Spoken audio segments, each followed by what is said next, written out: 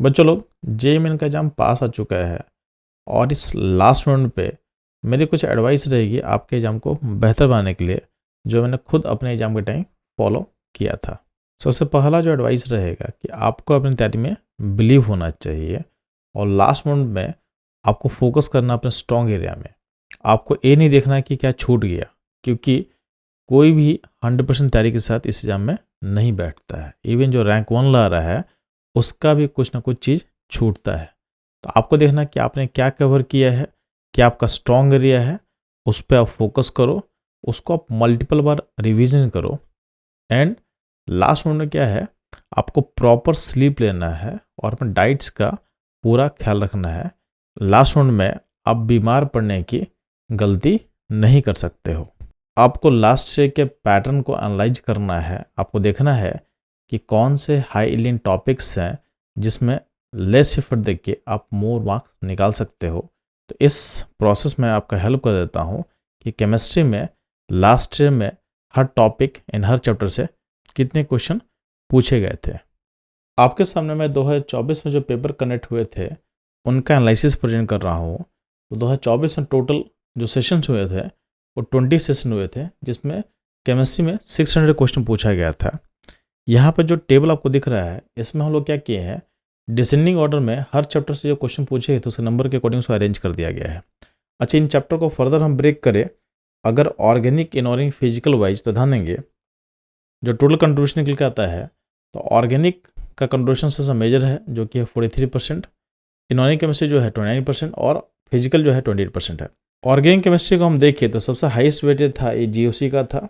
Then आपका aldehyde ketone acid है, उसके बाद हाइड्रोजन एंड हाइड्रोजन होगा, देन हाइड्रोकार्बन होगा, then alcohol phenol ether, then amines, then particular organic chemistry, then biomolecular. तो ध्यान देना, अगर आपका ऑर्गेनिक केमिस्ट्री अगर अच्छा है तो मैं एडवाइस है कि आपको टोटली इसको कवर करना है। प्लस एक और एडवाइस है कि आपको एनसीईआरटी के लाइंस को फॉलो करना है। फॉर एग्जांपल आपके एग्जाम में पूछा हुआ था रिमर टिमर का इंटरमीडिएट जो आपके एनसीईआरटी में मेंशन किया हुआ है।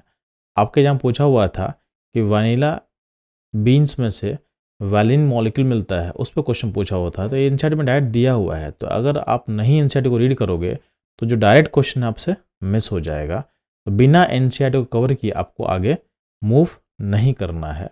अगर हम मूव करते बच्चे लोग इनऑर्गेनिक केमिस्ट्री में, तो जो हाईएस्ट वेटेज है कोऑर्डिनेशन कंपाउंड का है, तो आपको फोकस करना coordination compound, then chemical bonding and P block, ये आपको अच्छे से कवर कर लेना है। उसके बाद क्या होगा, डीएनएफ, ये भी चैप्टर छोटा सा है, इसको थोड़ा पढ़ोगे एनसीईआरटी बेस होके तो क्वेश्चन स्ट्रेट फॉरवर्ड आता है और आपके स्कोर को बहुत जल्दी ये इंप्रूव करेगा। उसके बाद आपको फोकस करना है पीरियोडिक क्लासिफिकेशन एंड पीरियोडिसिटी पे। देन इनऑर्गेनिक केमिस्ट्री जो कि हमारे सिलेबस का पार्ट नहीं है तो इसको आप स्किप कर सकते हो। इनफैक्ट देखोगे कि तो इनऑर्गेनिक केमिस्ट्री में मैक्सिमम जो क्वेश्चन इंटरलिंक होते हैं, क्योंकि देखोगे केमिकल बॉन्डिंग जो है आपके पी ब्लॉक से इंटरलिंक करेगा, जो प्रॉपर्टी आप पढ़ोगे क्लासिफिकेशन ऑफ एलिमेंट में आपके डी ब्लॉक से इंटरलिंक करेगा। तो कोऑर्डिनेशन केमिस्ट्री छोड़ करके बाकी चैप्टर आपस में इंटरलिंक होते हैं और कोऑर्डिनेशन केमिस्ट्री एक हाईलाइट टॉपिक है, इसको आप छोड़ नहीं सकते हो।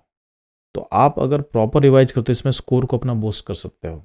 अगर मूव करते हैं फिजिकल केमिस्ट्री पे, तो फिजिकल केमिस्ट्री में ध्यान देना जो हाईएस्ट पेज था इलेक्ट्रोकेमिस्ट्री का था, then solution, then structure of atom, then thermodynamics, kinetics, उसके बाद क्या था इक्विलिब्रियम है, ठीक है।